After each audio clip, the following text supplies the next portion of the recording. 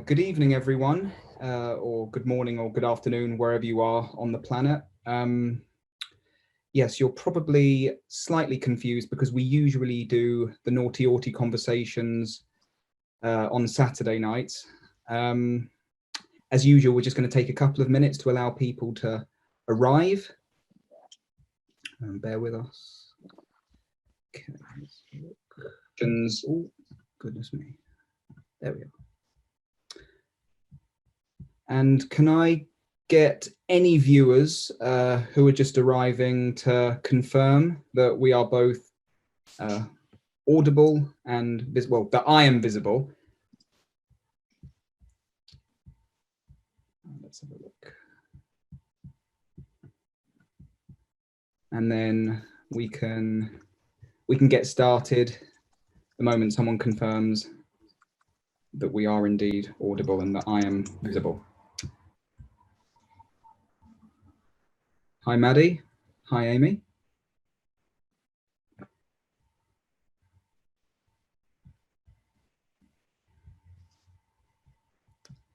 Yes, you are loud and clear. Thanks, Brooke. Okay, so hello, everyone, and welcome to the Naughty Autie in Conversation. Tonight, I'm joined by HG Tudor. Good evening, HG. Good evening, Harry.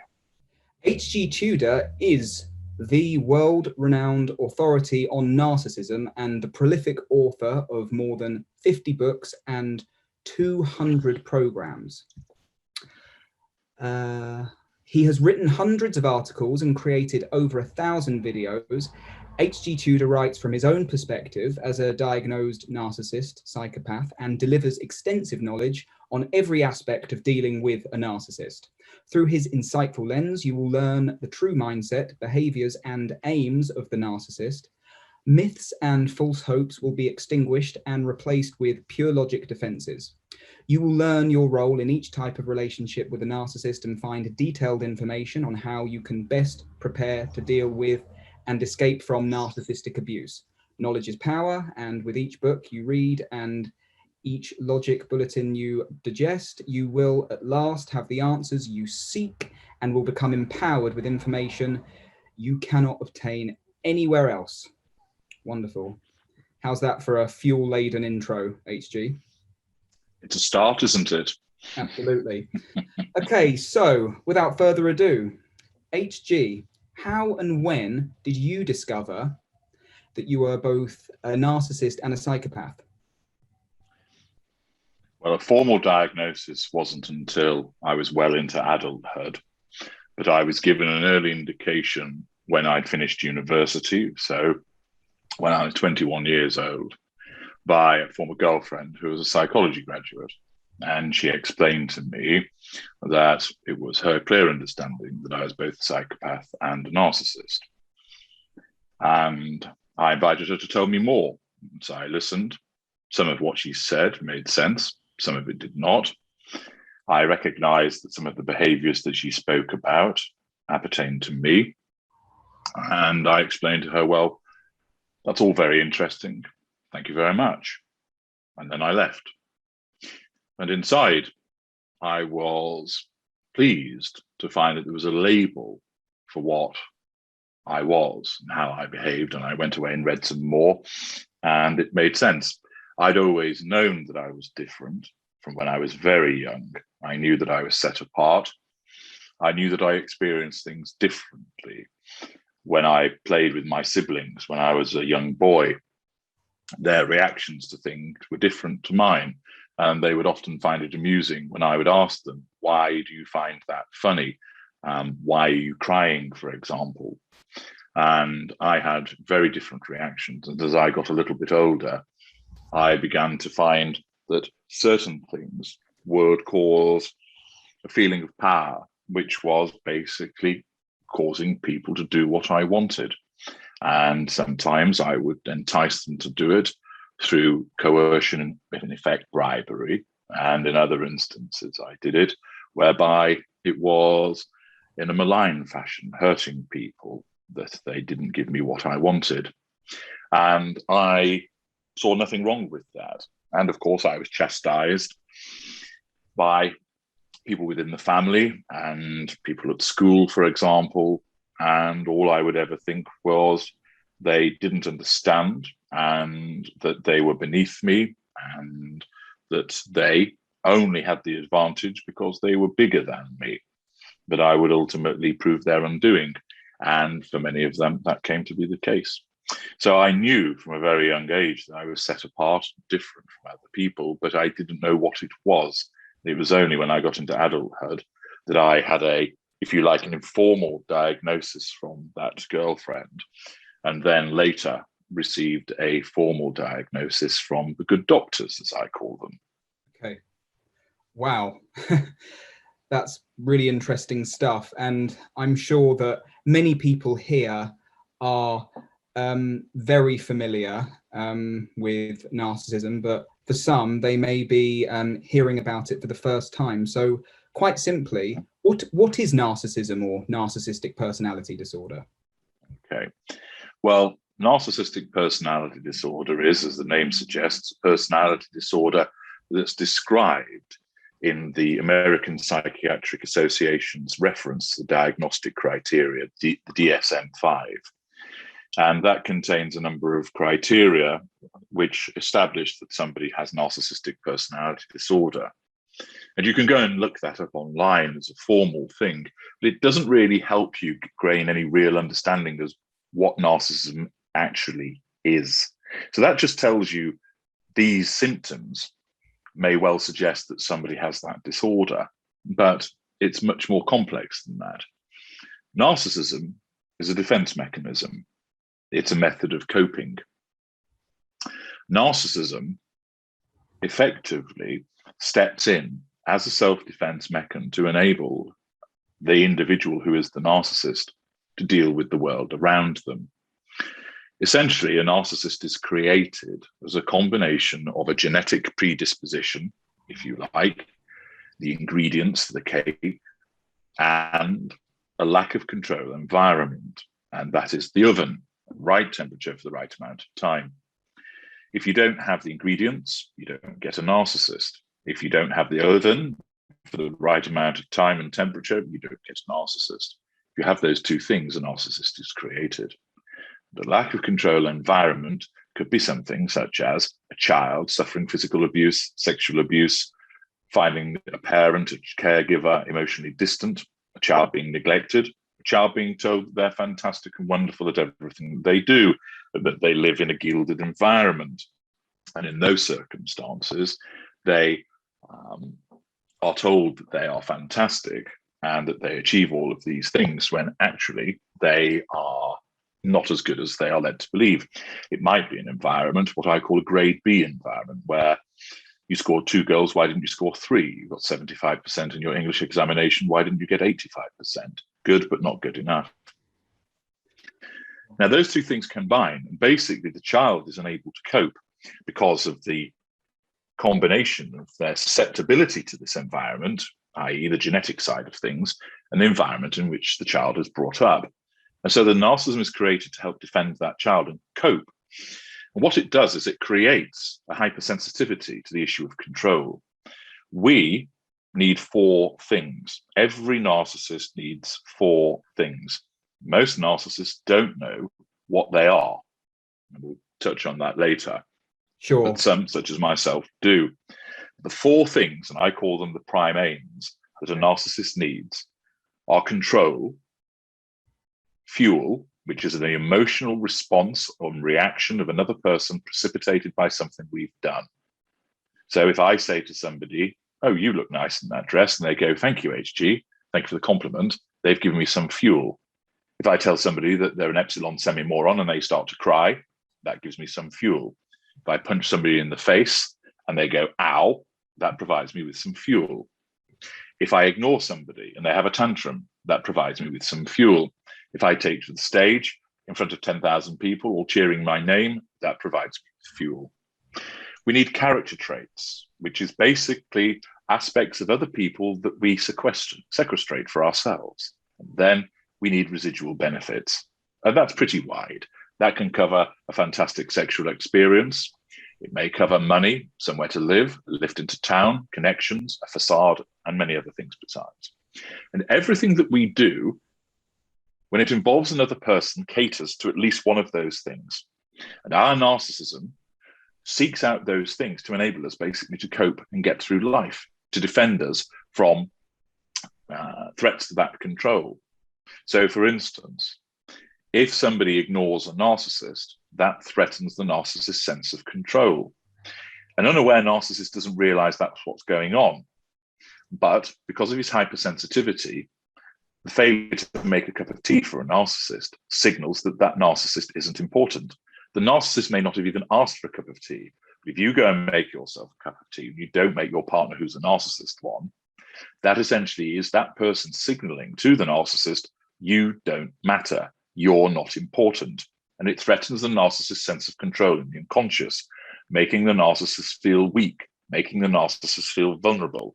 In effect, that person who has failed to make the cup of tea goes into the shoes of that first abuser. And the narcissist substitutes that person with that first abuser and feels powerless. And then the narcissism steps in. What the narcissism does is it motivates us through a combination of feeling and thought so that we take action. So, for example, when you're dehydrated, your throat is dry and you might feel lightheaded. That is your body's defense signal saying, go and hydrate, Harry. So you go and do it. Because if it didn't do that, you might not remember to go and drink on the hour, every hour, to have 800 milliliters of water or whatever. So your body makes you feel uncomfortable. So you do something to protect yourself so that you don't become seriously dehydrated, risking injury or even death. It's similar for us. So when we perceive, and remember, it's our perception. You might not see it as a threat to control, but we do. When there is a threat to our control, our narcissism steps in and basically ignites our fury that's sat beneath the surface. So it causes us, for example, to perhaps feel envious or to want to basically gouge the eyes out of somebody, or cause us to think that this person is an insufferable clown. And that motivates us, along with a particular thought, to then take action to assert control over that person, to draw fuel from them, possibly gain character traits from them, and possibly also draw residual benefits from them. Our narcissism is quite simply, it's labeled as a disorder because we're in the minority, but it works for us. Unfortunately, for those who are not our kind and are outside of it, are victims, it doesn't work for you because you end up being abused. But that doesn't matter to us because our needs always come first. And indeed, many narcissists don't even see that they do something wrong. Some narcissists know that they do something wrong, but there's always a justification because they are led by their narcissism to believe that they are the victim and the true victim is the perpetrator. And then there are aware narcissists such as myself, where I know full well what I'm doing, but I essentially, because of my sadism, find it entertaining to puppet people. It amuses me, stops me from becoming bored, because I become bored very quickly. But in essence, narcissism is a self-defense mechanism that's all-encompassing, it's hermetically sealed, it can't be removed, it can't be healed, it can't be cured, and it's as much a part of us as our eye colour and the heart that beats within our cold, dark chest. Wow. I think you have probably answered a good 10 of my questions in that information-laden, beautifully articulated response. I was wondering now if you could please give us an explanation of the different, as you put it, schools and cadres of narcissist and what each group entails. Certainly. And perhaps also, I've heard you speak about perhaps a spectrum before. On one end, you have empaths, the other end, you have the narcissists, and in between, the normals and the narcissistic people. I think that would be very important. Okay. Well, let me start with that, Harry. So let's start with the spectrum. And I categorize people. And remember, we're dealing with human beings, which are complicated beings on one level, simplistic on another. And I divide human beings into four groups. So we start with the empath group. So let's imagine they're on the far left-hand side of our spectrum. This group of people have emotional empathy. It guides their actions where often they don't have to think about it. So they naturally don't go into somebody's house uninvited. They don't steal. They don't insult people. They're not saints. They make mistakes. They can lash out.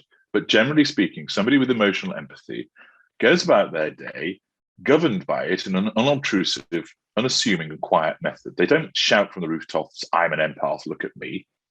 They get on with it. They're kind. And their emotional empathy is wide-ranging. It's for their family members, their friends, their neighbours, their colleagues, the homeless man in the city centre, the little orphan boy in Rwanda. Those individuals have extensive empathic traits and also narcissistic traits. Everybody has narcissistic traits. But the defining feature is that those empathic traits are moderately high and above, and they always outrank the narcissistic traits. So you might have somebody who's empathic that has very high empathic traits and very low narcissistic traits. You could have another empath that has very high empathic traits and moderately high narcissistic traits. But the point is those empathic traits outrank the narcissistic traits so that they keep the narcissistic traits in check, so they operate in a healthy way. Because narcissistic traits can be healthy. So for example, I can see that you're well-groomed and you've had the old wash and slapped on the cologne here to look your best for your glorious guest.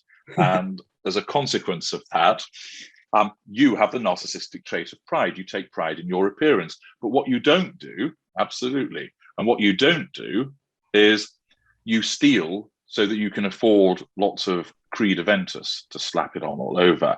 You don't steal money so that you have a wardrobe full of designer clothes.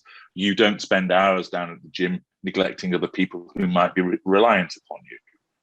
So your emotional empathy keeps your narcissistic trait of pride in check.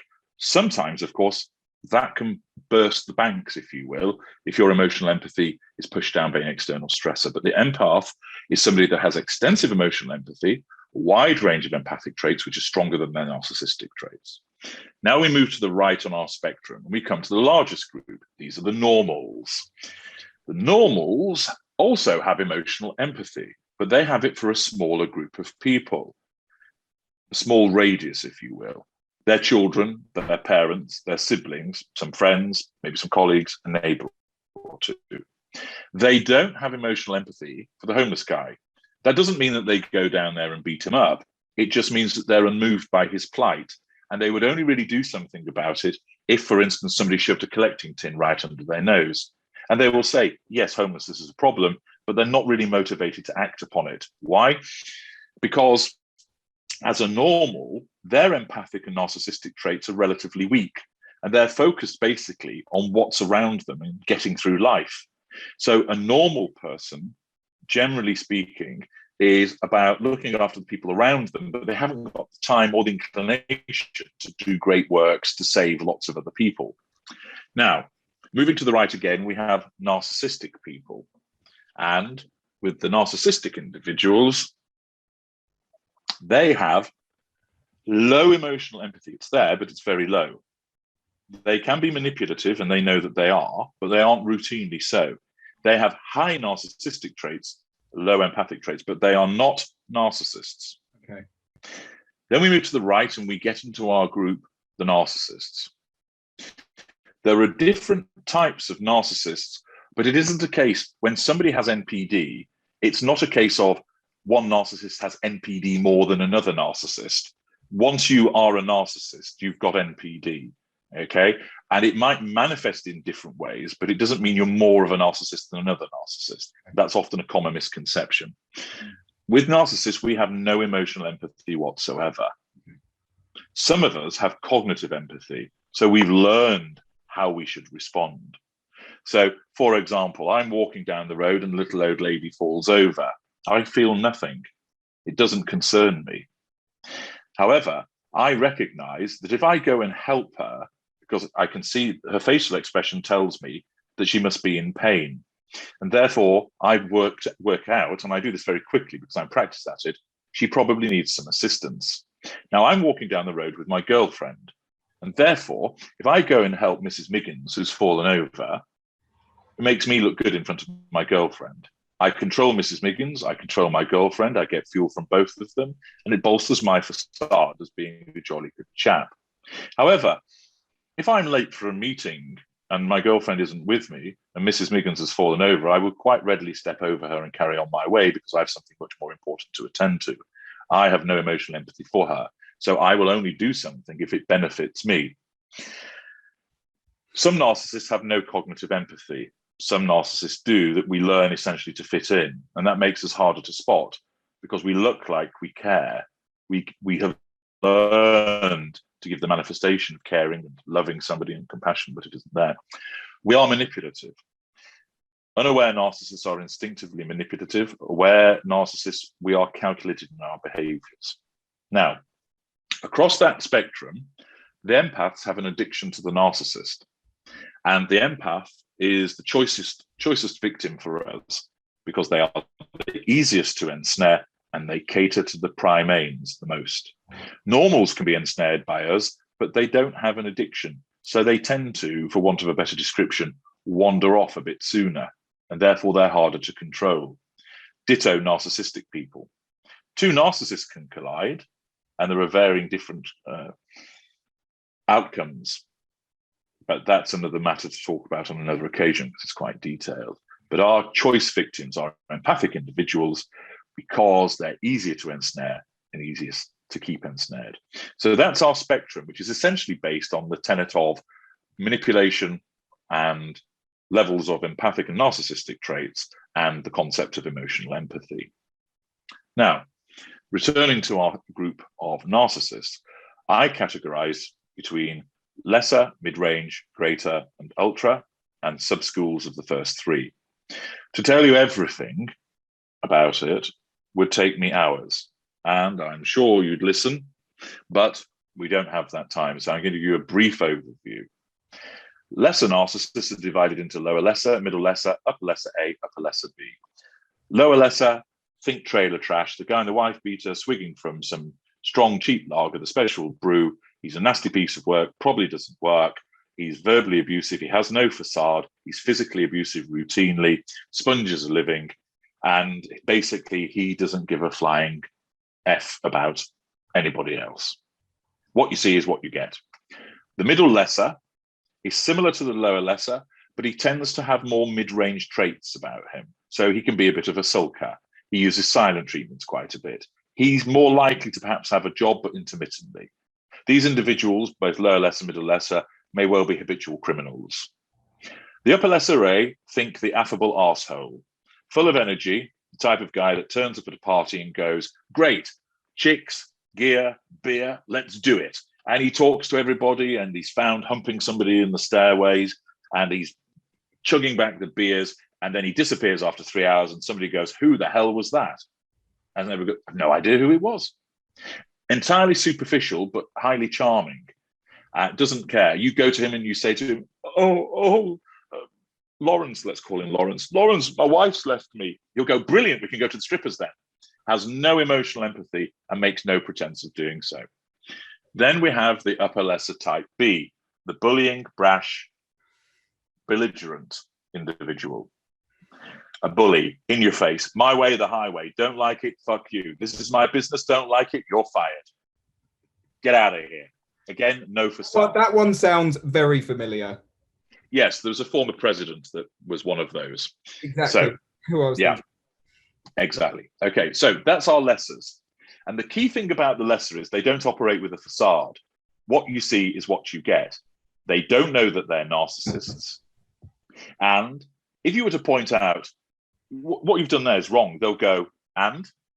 So, deal with it. There's no pretense. There's no excuses. This is the way they are. You don't like it, fuck you. Mid-rangers, lower mid-range, middle range A, middle range B, upper mid-range. Lower mid-range, individual who thinks that they're generally okay and operates a facade so that they fit in, but it's intermittent. HG, so this in the yep. Mid-rangers make me really angry. Okay, well, keep that anger to one side. Sure. Don't want you exploding while you're asking me questions. I'll try not to. It'll disturb that carefully coiffured appearance that is here tonight. So, lower mid-range, and I understand your anger. They are the ones that often get under the skin. I dislike mid-rangers particularly because I find them cowardly, odious individuals. I have no loyalty to my kin. Lessers I find quite amusing. I find lessers because they are in your face, and they're in a way kind of honest. This is just the way that I am. You don't like it? Mid-rangers, authentic. They hide behind a facade.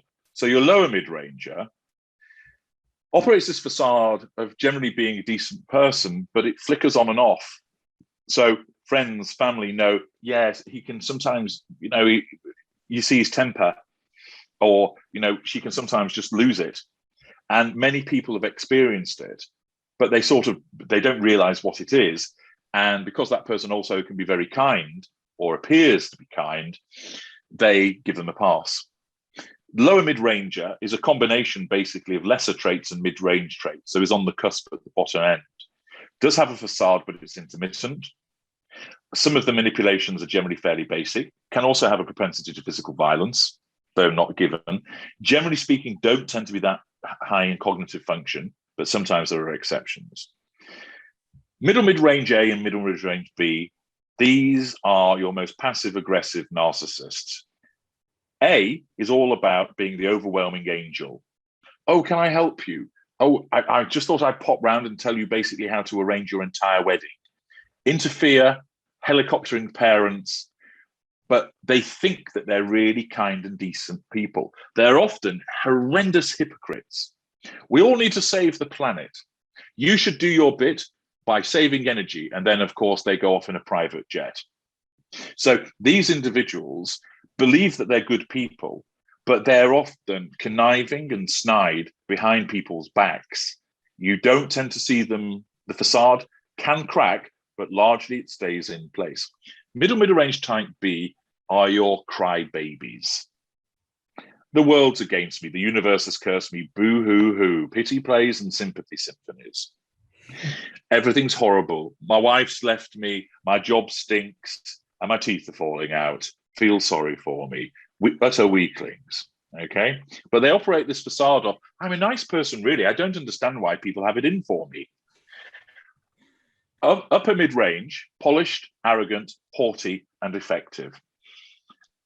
All mid-rangers similarly are unaware of what they are, but they recognize that what they're doing can be problematic, but it's always justified.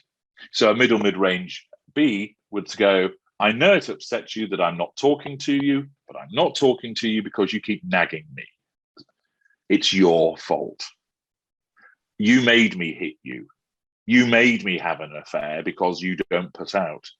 Now, also, that issue of whether that person puts out or not might be true, it might not be, but that's something else.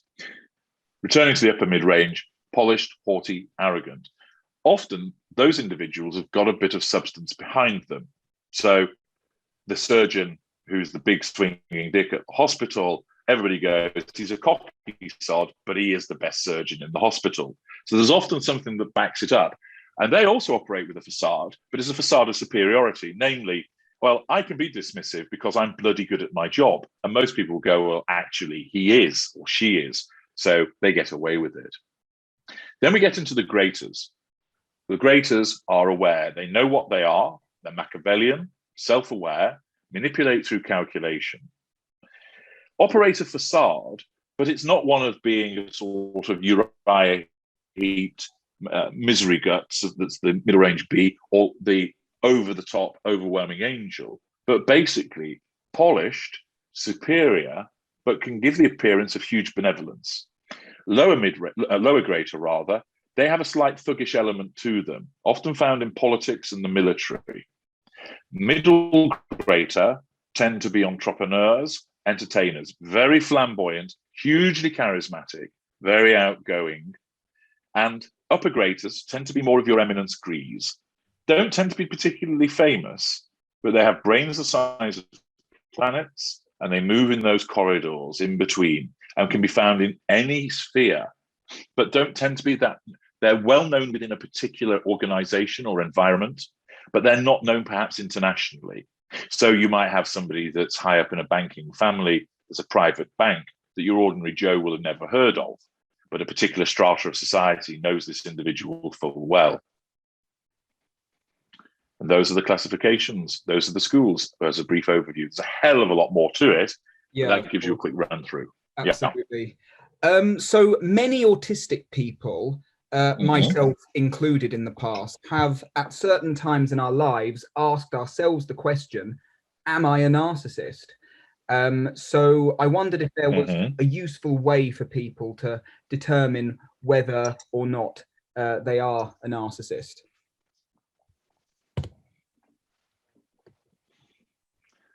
What you do is you pay £1,000 to me. I spin the magic wheel of narcissism, which will either say yes or no, and there's your answer. I'll give you my bank details later. If that doesn't appeal, and I can't see why not, it's a very simple litmus test. An aware narcissist knows that they are one, so doesn't have to question it. An unaware narcissist is never allowed to know what they are, so they never question it. An unaware narcissist never sits down and thinks to themselves, could I be a narcissist? That just doesn't happen. An unaware narcissist might say to somebody else, my wife says that I'm a narcissist. Best friend, do you think I'm one? He doesn't seriously entertain that he is one. What he's doing is he's trying to assert control over his wife indirectly by asking his best friend. His best friend will go, no, no, no, if anybody's a narcissist, mate, it's her. You're not. Thank you very much. In the unconscious of that narcissist, he's got control. If you ask yourself, am I a narcissist? You're not one, because an aware narcissist already knows, therefore doesn't have to ask the question. The unaware narcissist would never ask themselves. So somebody who's autistic, who asks themselves that question, you're not, by virtue of the fact you're asking yourself that question. I think you have provided a great deal of relief to hordes of people there. That's very, very interesting. So I suppose it's people, sorry to cut across you, Harry, but if people want to know what they are in terms of, am I narcissistic, am I a normal, or am I an empath, you can put yourself through my Empath Detector test, which you can find in the menu bar at my blog, narcsite.com. You pay a fee, you get a detailed questionnaire, which has been specifically designed to elicit key answers which impact upon one another with a complex algorithm, and it makes a determination based upon your answers individually and in aggregate to determine what you are. So if people still think, oh, I don't know what I am, utilize that. Or you can arrange to talk to me and I'll talk it through with you, if whoever wants to discuss it. I can highly recommend a private consultation with HG Tudor as well, everyone, for those of you who are interested. Okay, so I'm going to ask a few more personal questions now, if that's certainly okay. Now, I'm very interested in narcissists and criticism. So I've heard you use a term before, challenge fuel, because I'm sure many people here would assume that, oh, a narcissist is intolerant to criticism, but then again you say that, oh no, but by virtue of challenging the narcissist, that's actually giving him or her fuel. So how do you deal with criticism? Do you regard it as wounding, or do you regard it as fuel? Basically a double tap, 2 to the heart and 1 to the head, and then that gets rid of the criticism, doesn't it? Okay, that's really interesting. But the way that it operates is this. There are only ever 3 interactions between you and a narcissist from our perspective. So imagine 3 boxes in front of you. And every single thing that you do or say, or you don't do or don't say, is going to go into one of these 3 boxes. Our first box is called pure fuel. So if you were to say, HG, thank you, that was an excellent interview. You've signaled to me that you're under control, and you've just given me some positive fuel. If you say to a narcissist, I really like your shirt, you've given him or her positive fuel and you've signaled you're under control. So that goes into box one. There's no problem with that. Buy me a gift goes into box one. Offer me tickets to go and see Celine Dion, that goes into a different box because I can't stand her. But if you were to, for instance, offer me some tickets to a band that I liked, that goes into box one. Box two is wounding. This is where you challenge our control and you don't give us fuel. That's the worst thing that you can do to us. So if I was walking along the road and I went, hi, Harry, how are you doing? And you walk past me, you've given me no reaction, you've starved me of fuel, and you've basically signaled you don't matter, HG, and therefore you have wounded me. Could you not put it down to, oh, perhaps he didn't hear me or see me? Well, that comes next. So I'll come back round to how that's dealt with in a moment. So if you fail to come to my birthday, you wound me. If you don't answer my telephone call, you wound me. If you don't reply to my text message instantly, you wound me. If you don't reply to my email, you will wound me. Now, the third interaction is the one that most people don't know about, and that's challenge fuel. Some people think if you turn around and say to the narcissist, you're a complete douchebag, you're useless at your job, your hair is naff, and your teeth are wonky, I absolutely hate you, and the narcissist goes nuts, they go, yippee-yi-yay, I've wounded the narcissist. No, you haven't. Your insults are fuel. Why? Because you're acknowledging the existence of the narcissist. Okay. The tone of your voice provides fuel. Your angry face provides fuel. The look in your eyes and your body language, they all provide fuel. You're telling us that we matter because it's very simple. Love me, hate me, but never ignore me. But with challenge fuel, you're saying to that narcissist that he doesn't look good. So that's a criticism. So his narcissism then similarly says, threat to control, it must be dealt with. So box one, no problem. Box two, terrible problem. Box three, problem. With boxes 2 and 3, our control is threatened. So our narcissism steps in to assert control. And there are 3 ways that happens: directly, indirectly, or by withdrawal. So let's take my example that I call out to you in the street and you don't answer me. My narcissism would compel me to try again, and I might run after you and grab you by the shoulder. And then you turn around and you then have to acknowledge me. I've got control of you. You're giving me fuel because you're looking at me now. Mm-hmm. So the threat to control has been dealt with. Or I might shout across to you. I might insult you so that you turn. If you don't, then if I was walking with somebody else, I might say to them, who does that Harry think he is? Bit full of himself, ignoring me there. And my friend would go, oh yeah, he thinks he's Lord Muck these days. He's got his own show, etc. He's got this Naughty Autie. He thinks he's Charlie Big Bananas. Well, when that happens, my friend agreeing with me that you're not that nice allows me to feel in my unconscious, if I was an unaware narcissist, a sense of control over you. I'm not actually controlling you, but my friend's under control because he agrees with me that you're a bit full of yourself. But it allows that unaware narcissist, if I was unaware, to feel a sense of control. Or if I haven't got somebody that I could smear you to, I basically tell myself, fuck him, who does he think he is?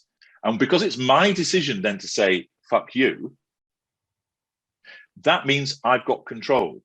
Okay. So with the issue of control, there is the more obvious one that people will understand. Namely, if I said to somebody, go and get me a beer, otherwise I'll shoot your hamster.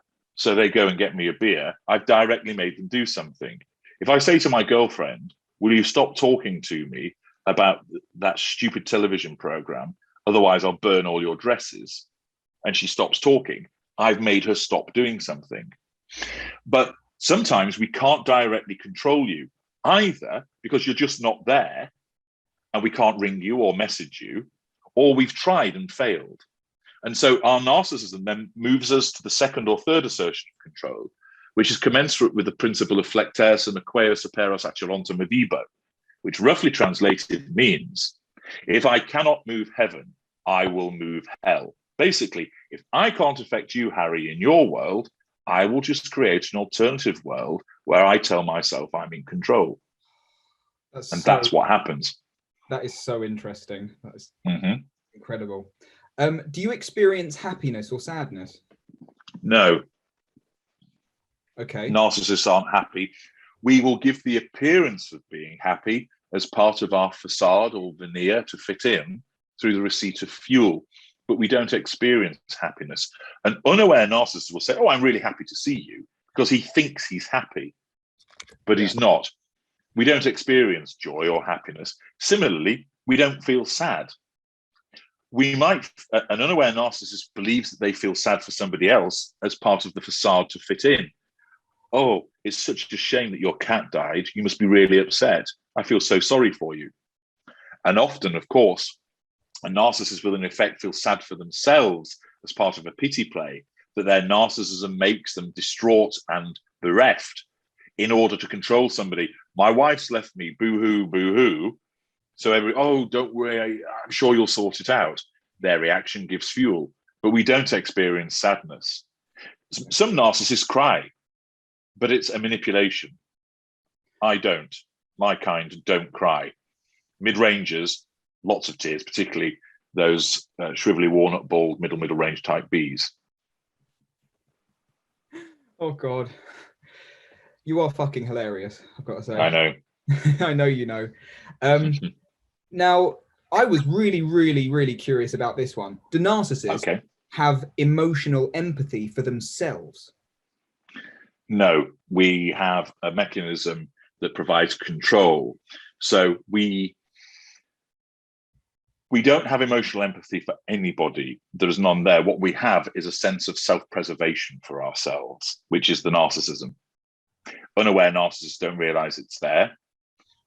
Aware narcissists know that that's what the purpose of it is. Quite simply, the end always justifies the means. Me first, you second. Okay. Right. Let's have a look. Let me have a look at which one I want to, because I know we haven't got all the time in the world. Do you ever find things cute? Like if you saw a baby, a puppy, or a kitten? No. I understand the concept of cuteness. I find it nauseous, but if I needed to, I could say, oh, what a cute puppy dog that is, in order to fit in. I generally prefer not to. It's beneath me, but if I had to, I could do, because quite simply, we are chameleons and we will fit in with whatever situation. Of course, dependent upon the level of evolution of our narcissism, some of us are much better at doing it than others.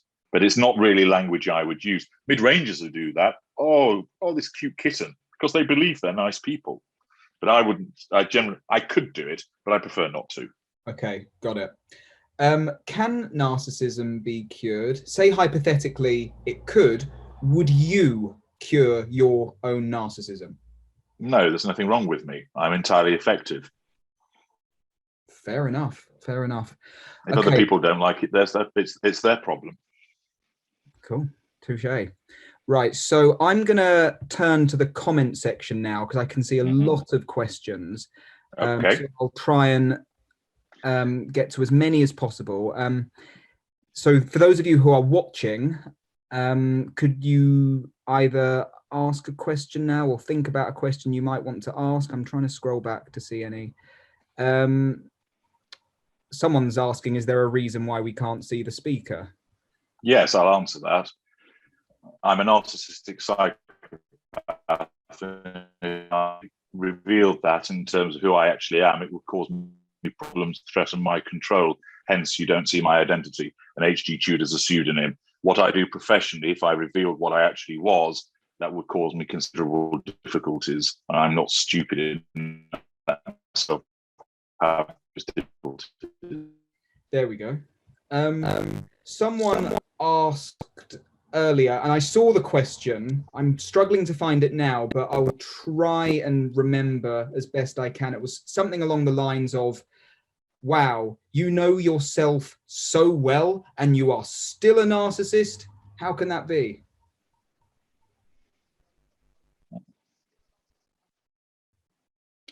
Oh, hello, can you hear me, HG?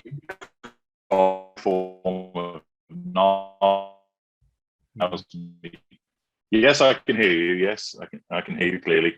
Yeah. The way that my narcissism has evolved. Are you struggling to hear me?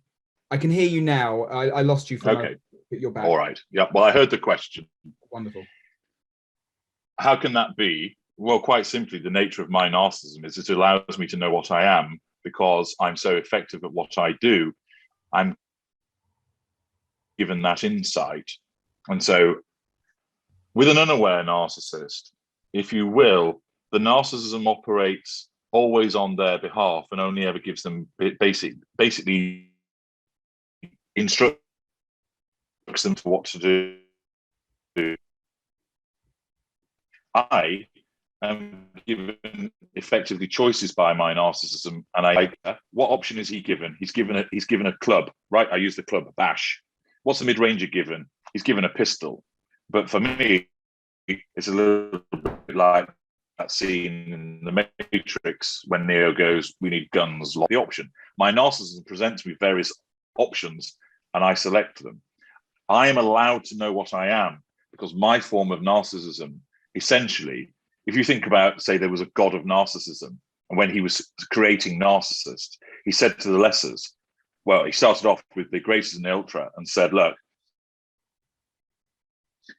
I'm going to let you know what you are because I trust you not to fuck it up by going around telling everybody what you are. You'll keep it to yourself. You'll retain that power and control. Off you go. You have self-awareness. Right. You did rangers. I'm going to give you reasonable cognizance to know what you are because I don't trust you to keep it to yourself and you'll give your power away. And then you lot, the lessers, sorry, I've not got much left for you. So you're not allowed to know what you are, and you don't really have a particularly good cognitive function, particularly lower lesser or middle lesser, and you don't even understand why you do certain things, you just do it. So it's the form of my narcissism that allows me and others like me to have that insight, but I'm devoid of conscious guilt or remorse. I know what I do and I enjoy doing it. It entertains me. So I have a follow-up question to that. Because you are aware of what you are doing, would you say you own your shit? Do you take responsibility? Are you accountable in that regard? No, because accountability transfers control. If I'm accountable to somebody for what I have done, that means that they have a degree of control over me. That is a golden thread throughout any narcissist, that it's never our fault, it's always yours. I can recognize that you may well think that it's my fault, but I will just say, you're wrong about that. And here's why. And because of my level of intelligence and the charm that I operate with, I'm able to persuade you actually that I'm wrong. That's why people such as myself may engage in certain things, but the reach of the law doesn't get to us because we ensure that we do things so that we don't get caught to begin with. If it looks like there is an investigation coming near to us, we know the ways and means of ensuring that people are forced to go elsewhere and other people are thrown under the bus rather than ourselves. So there can be no accountability. So when you talk about ownership, yes, I know what I do, and I know that other people regard many of the things that I do as wrong. But the concept of good and evil, right and wrong, is merely a perception. It's not written on a stone tablet at the end of the universe. What's good for me might be bad for you, but that's your lookout. Okay, wonderful. I was, for those of you who aren't familiar with HG Tudor's YouTube channel, number one, you should be, because it is fucking brilliant.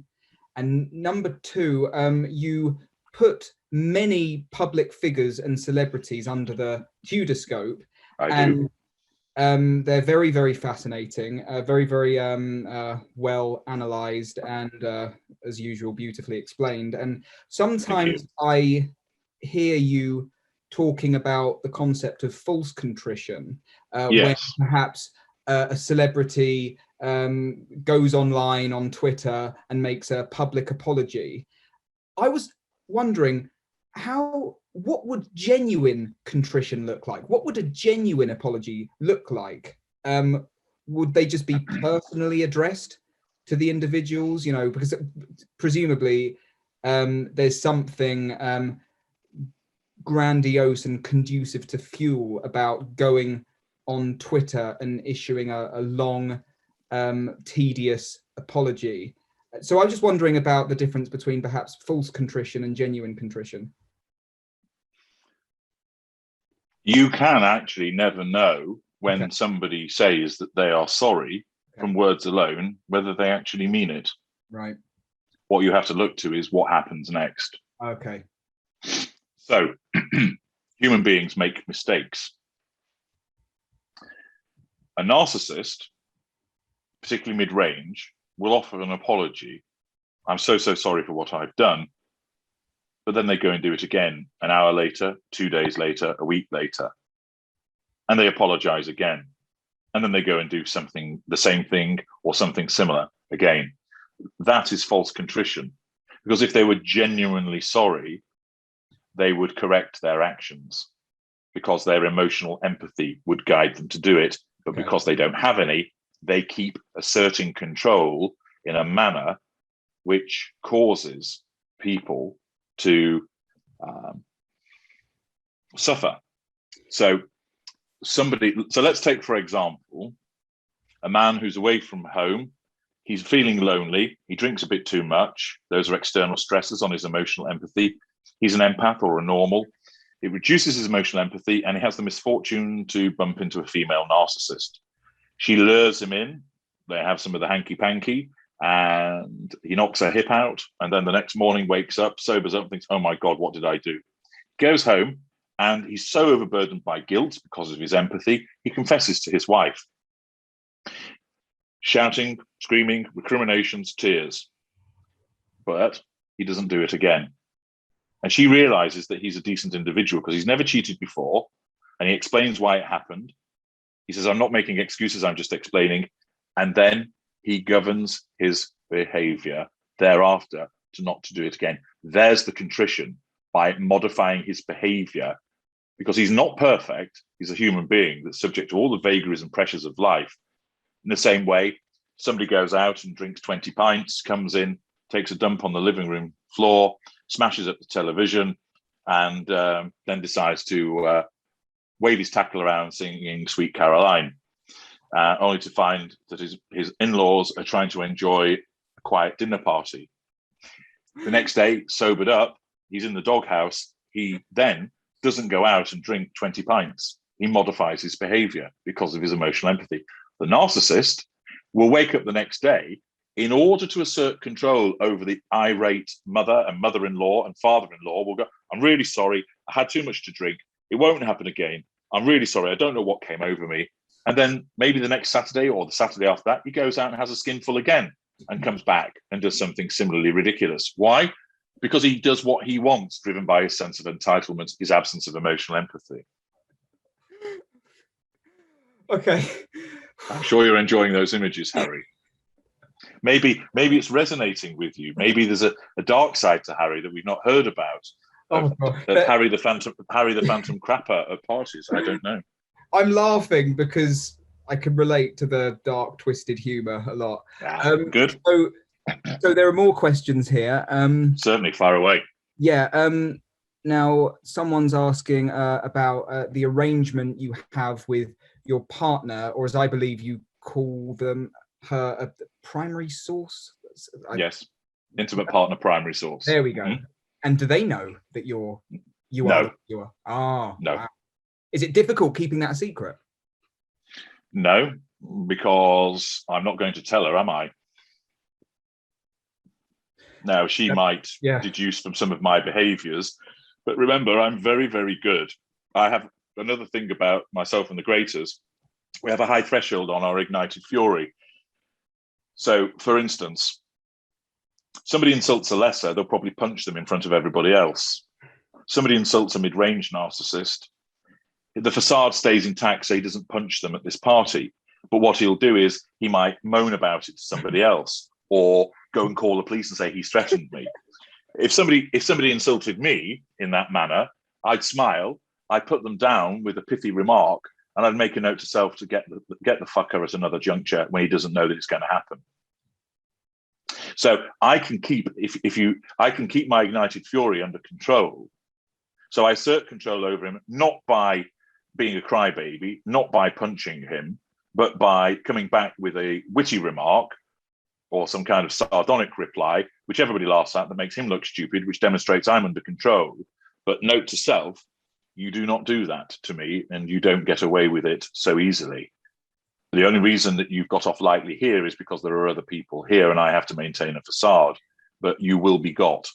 And that will happen at a later juncture. I don't mean that I'm going to suddenly jump out in an alleyway and garrote him. I just mean that some other fate will befall him, which is commensurate with punishing him for his transgression.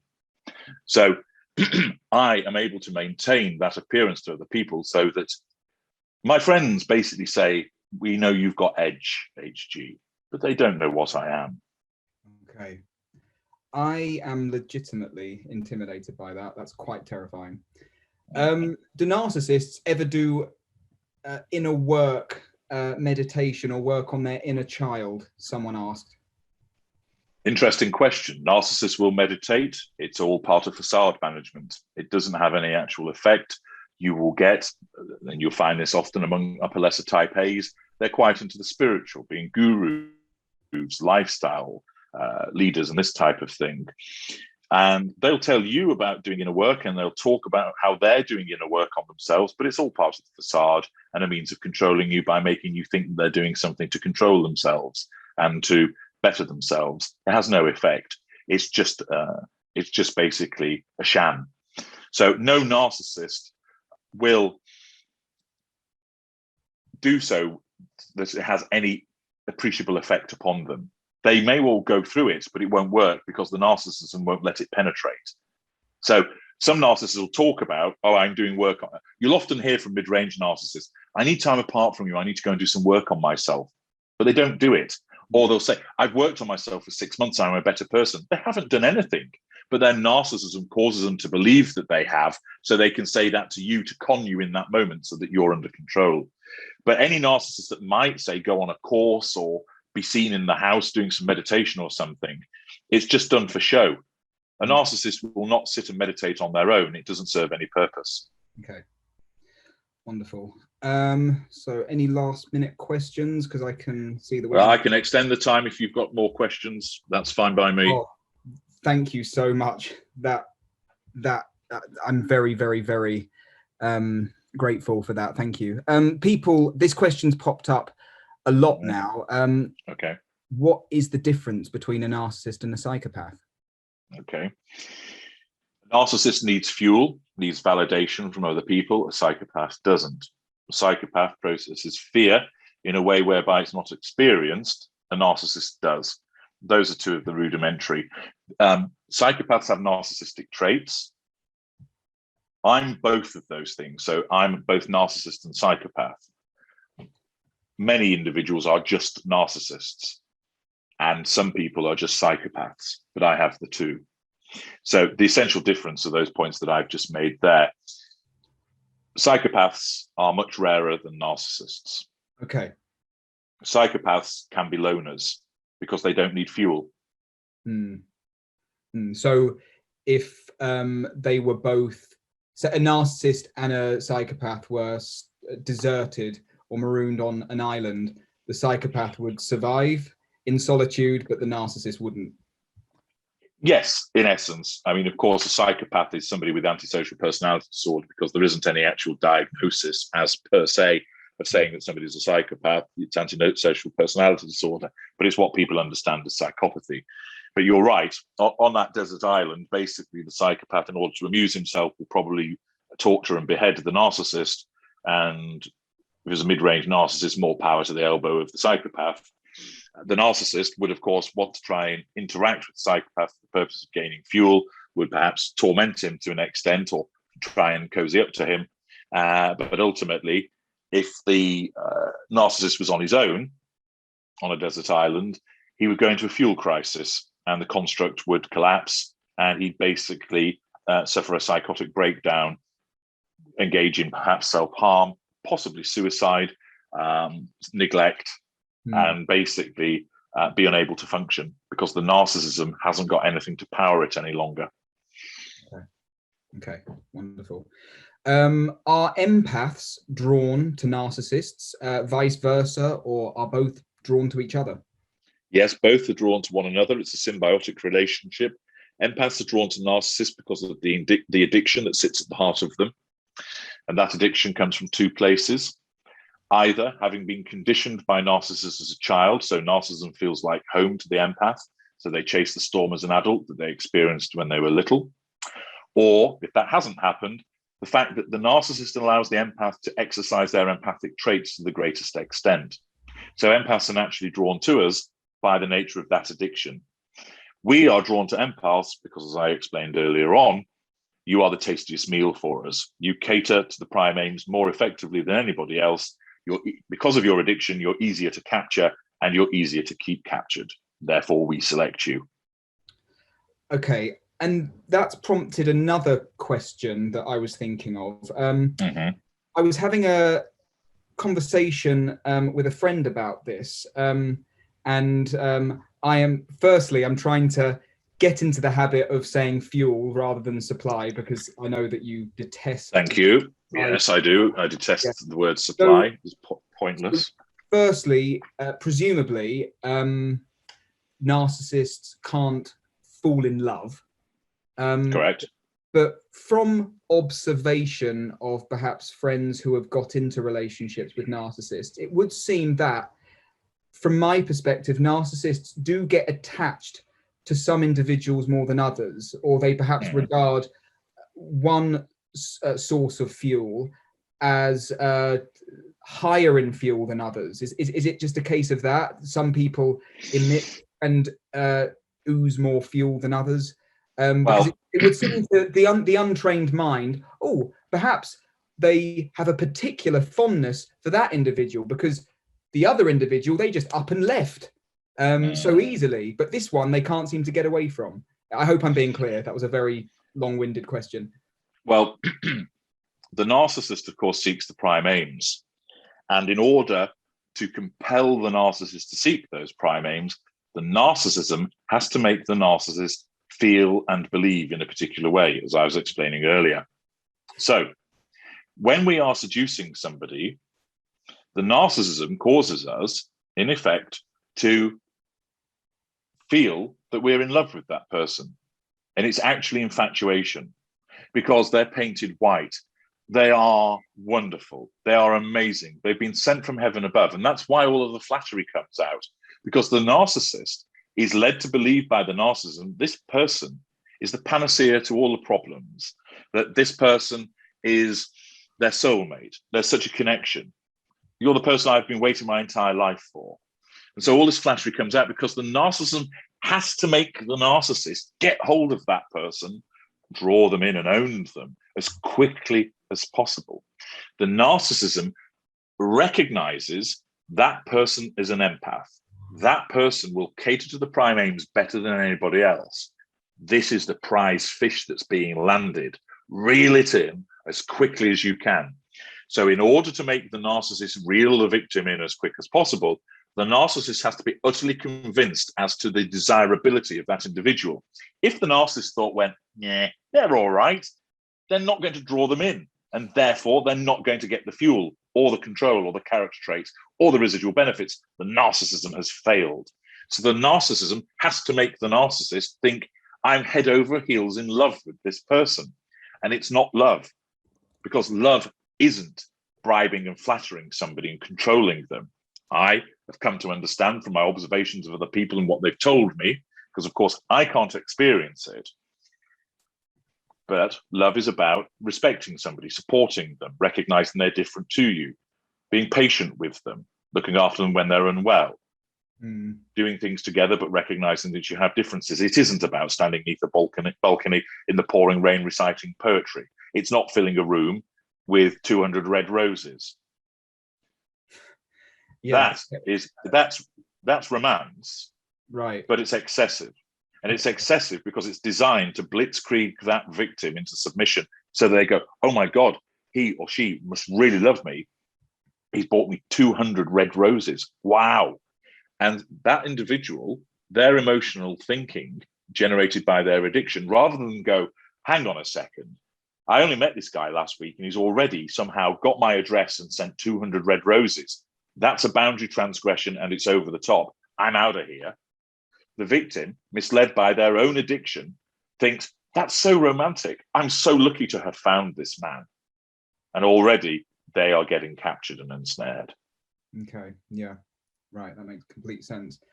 Someone just asked, can HG not feel love at all? No, but it's not a concern for me. Many people say that must be awful. No, it's not.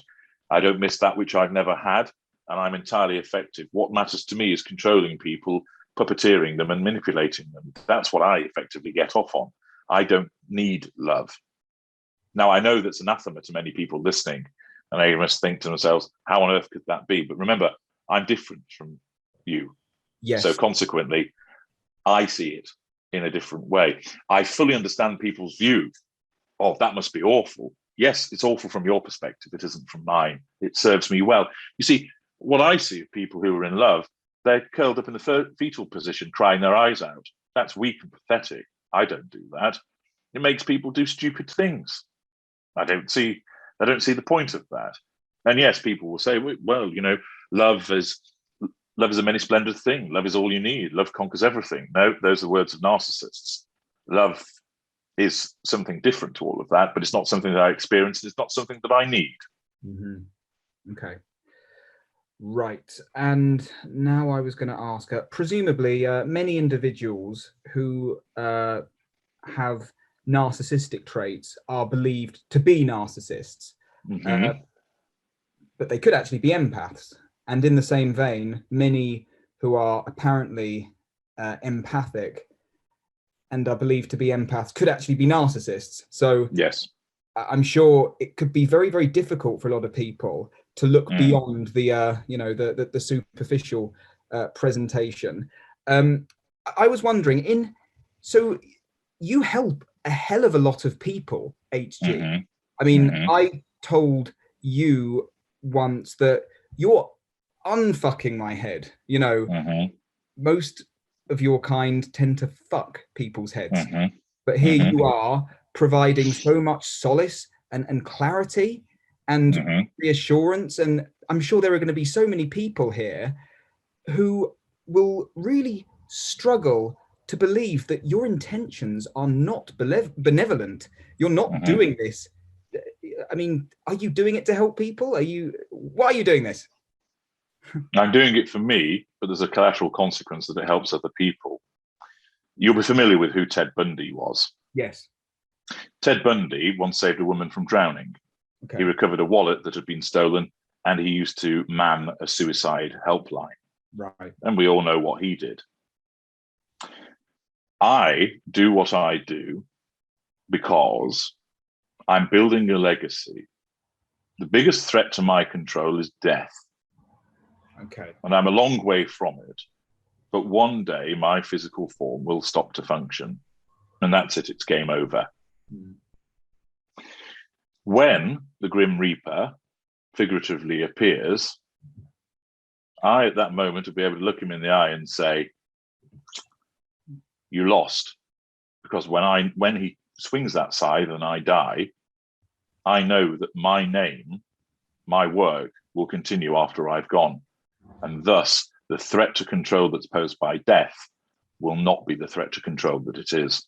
That's part of the reason why I'm doing this and building a legacy. Now, some people stupidly ask, but it's a pseudonym. So aren't you bothered by the fact that nobody knows that it's you? That doesn't matter. I know it's H.G. Tudor. So if I was on the tube in London and I saw somebody reading my book, I don't need to lean over and go, hey, that's me. I know they're reading my work. When I see people talking about H.G. Tudor, I know that's me. So I don't need them to know my real name. I just need the name of H.G. Tudor, and I know that I will live on through that pseudonym thereafter. I also find it entertaining to fuck over narcissists as well by weaponizing empaths, because I both play with empaths and I play with narcissists.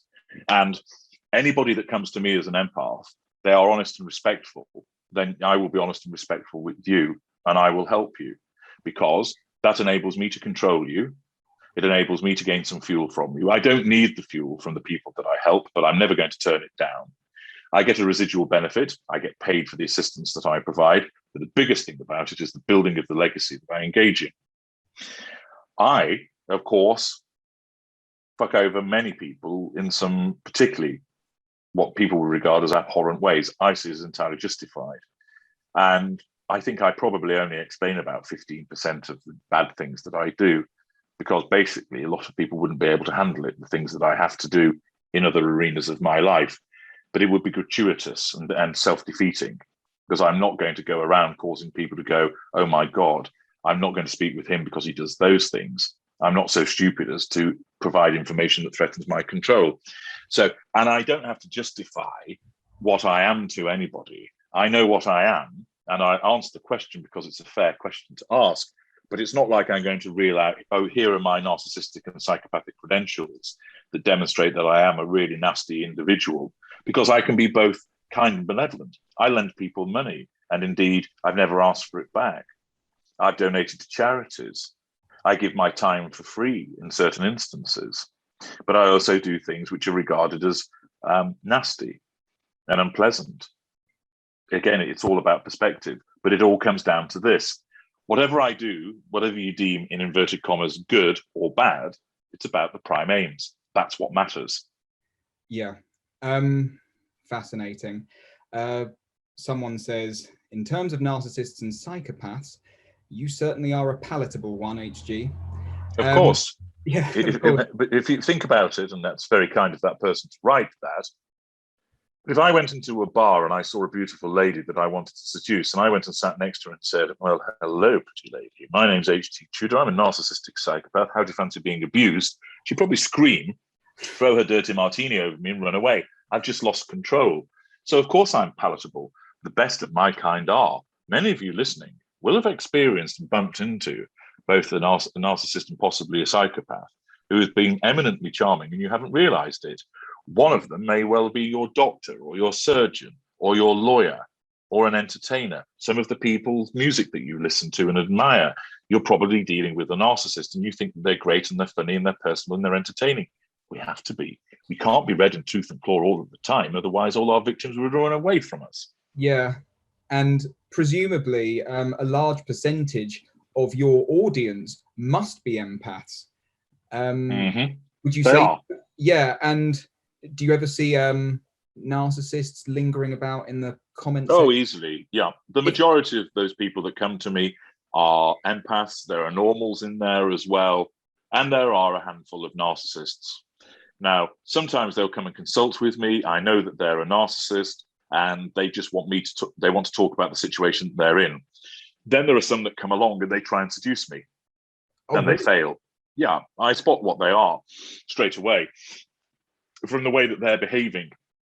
And I will toy with those individuals.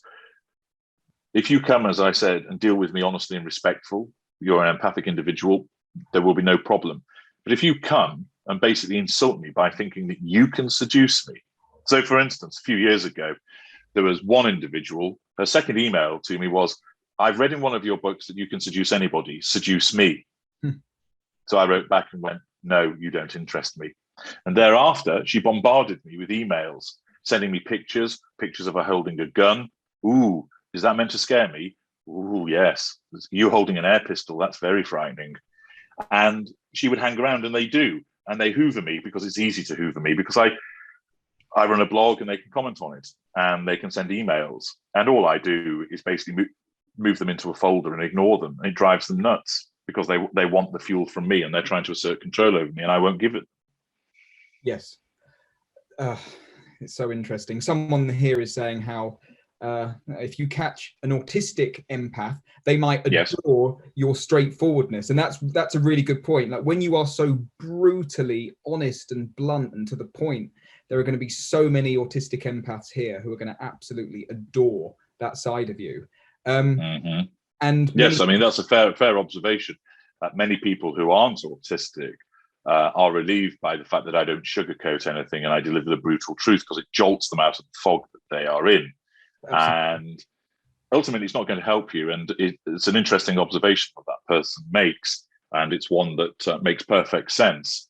That because I'm straight talking, that they will be drawn to that because it makes life simpler for them.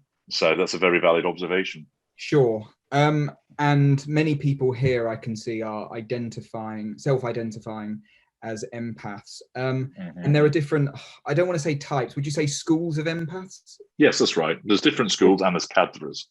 So briefly, there is the largest group, which are what I call standard empaths. So these are people who have a lot of emotional empathy for a wide range of people, significant empathic traits, which are higher than the narcissistic traits, and they just go about their business in a quiet, unassuming, unobtrusive manner. They don't sing from the rooftop. Anybody that comes along and goes, I'm a super Heyoka ninja empath, is probably an unaware mid-range narcissist, because empaths don't do that. If you ask it, do you identify as an empath? Yes, I understand I am. That's fine. But you get these people who immediately come along and declare what they are. I'm a super ninja Heyoka empath and I took the narcissist down, I kicked his ass. No, you didn't. You're an unaware mid-range narcissist that likes to think that you can do that. So we have the standard empath. Then we have the super empath. This doesn't mean that the super empath is better than the standard one. It just means that they're different in that they tend to draw a line in the sand sooner with regard to the abusive behavior. They will still get ensnared, they'll still get abused, but they tend to have a greater degree of resilience and therefore draw a line in the sand sooner. There's a lot more to this. I'm just giving you a brief overview. Of course. Then we have the codependent. Codependent chains themselves to the narcissist, finds validation by pouring themselves into the black hole that is the narcissist. They are extreme givers, we are extreme takers. Thus, the symbiosis works particularly well there. And then there is the contagion. The contagion is an individual that experiences the feelings and emotions of another person as if they are their own. They are burdened by those emotions.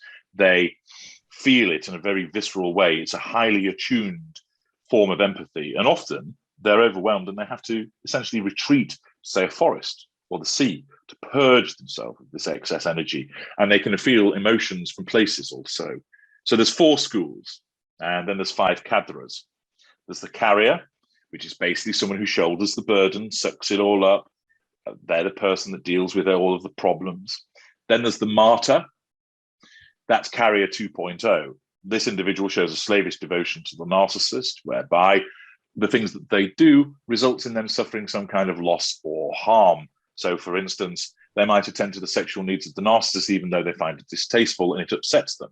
Or they give money to the narcissist, which is never repaid. Or they run around after the narcissist to the point they make themselves unwell. You have the savior cadre, which is self-explanatory. Those people ride into battle on behalf of other individuals. You have the geezer, which is somebody who fountains with emotion, pours with fuel. And finally, the magnet, someone who's hugely charismatic. Now, nobody ever belongs to one school and one cadre. They tend to be a mix of them, with sometimes having a majority and then minority sections. So the majority governs their day-to-day behavior. And then sometimes they're a hybrid, whereby there is no governing school or governing. It tends to be the case, most people, more often people have a governing school of empath, and they tend to be hybrids a lot when it comes to the cadre, having at least 2, often 3, sometimes 4 or 5 of the cadre is evident. And the proportions all mean different things. And if you do the empath detector, you'll be able to find out which school you are, which cadre you are, and I will tell you what type of narcissist you're more likely to attract, and I'll tell you what all of those various combinations and percentages all mean for you in terms of how that manifests.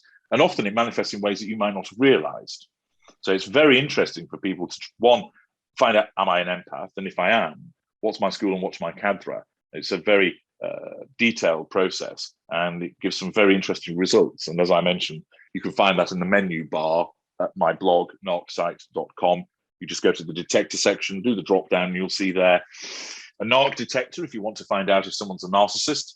You don't do that on yourself, you do it on somebody else. The empath detector to find out if you're an empath. The trait detector to find out which narcissistic and empathic traits you have, and which of those traits are most likely to be corrupted by emotional thinking, so you know what to look out for. And the weaponized empath detector to determine, are you weaponized? And if you are, to what extent and what form does that take? All very helpful. It is very helpful. And I actually took the empath detector test myself. You did.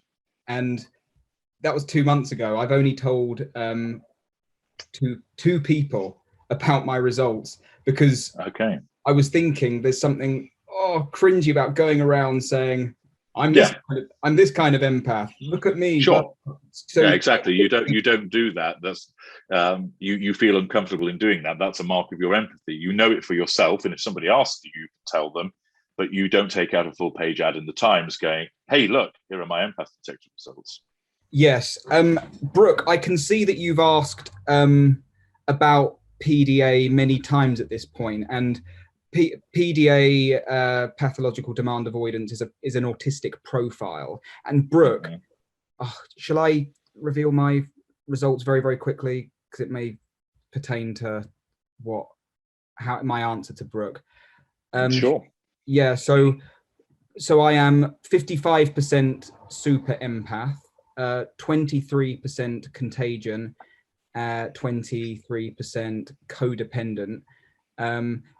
Brooke, I actually want to speak to HG Tudor about that topic more, because I believe, from my perspective, that PDAers, people with the PDA profile of autism, are probably super empaths. I think that could be the case, but I'd like to, before I finalize that opinion, I think separately in another conversation, I'd like to discuss it with HG Tudor another time.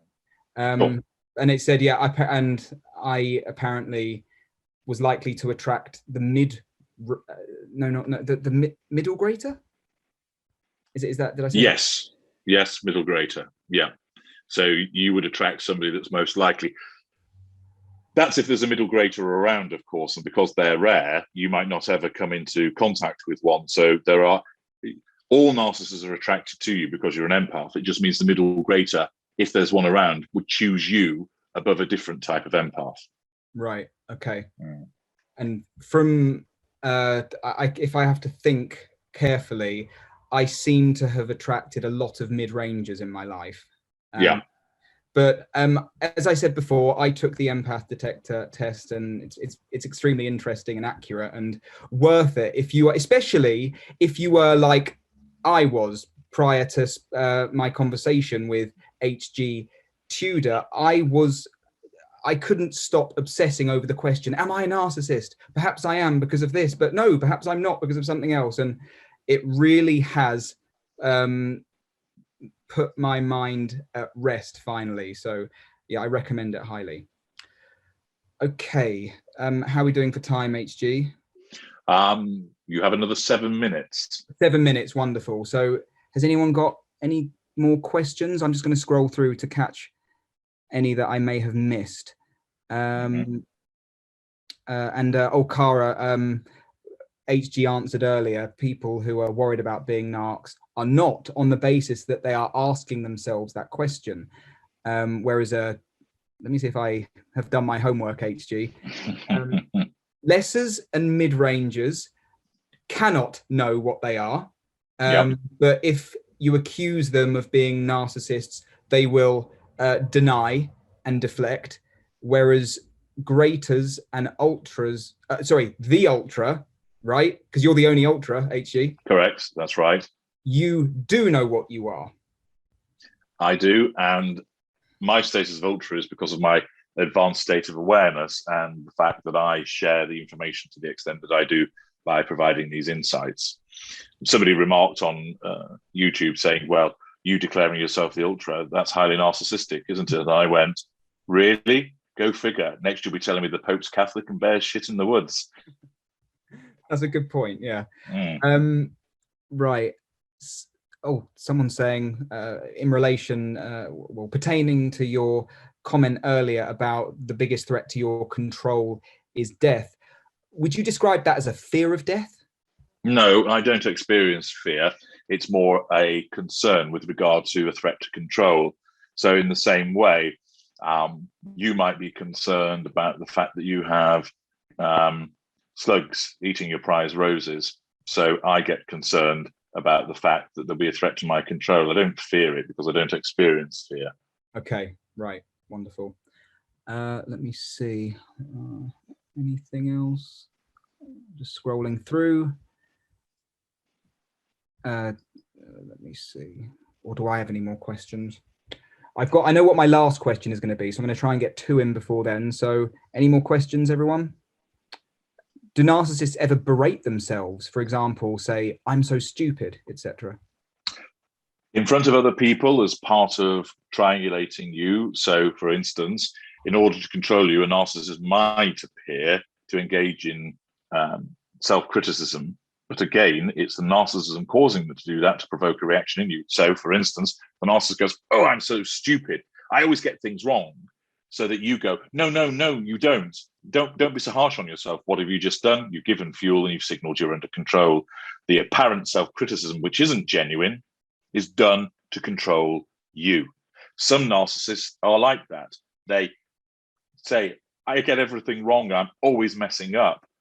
Because many people think that narcissists are these gung-ho alpha male individuals that eat what they kill and are basically banging prostitutes whilst looking at themselves in the mirror a la Patrick Bateman. No, there are other types of narcissists which are quite cowardly and inward looking and seem quite introverted and are, oh, I get things wrong and so forth. But that narcissist would not sit in a darkened room saying to himself, I'm such an idiot, because that doesn't serve any purpose. The narcissism wouldn't let that happen. Narcissists have no capacity for self-reflection. Okay. Well, that's very interesting. No capacity for self-reflection. Yeah, because it doesn't serve any purpose for us. Yeah, but I am not necessarily disagreeing with you here, but you know so much about yourself. That's so different, though. You are introspective to an extent, right?